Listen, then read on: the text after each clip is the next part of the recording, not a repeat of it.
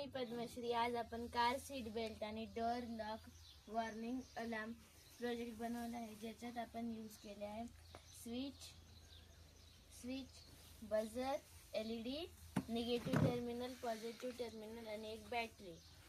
आपण गाडीत बसतो तेव्हा आपण बघितलंच असेल की जेव्हा आपण दरवाजा लावत नाही तेव्हा लाईट लागते किंवा बझर वाजतो.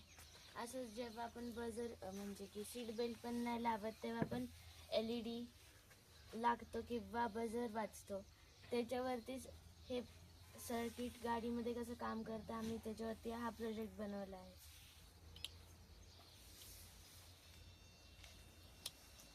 तर आता दरवाजा लावला नाही म्हणून LED वाजतोय आणि LED लागलाय आणि बझर वाजतोय.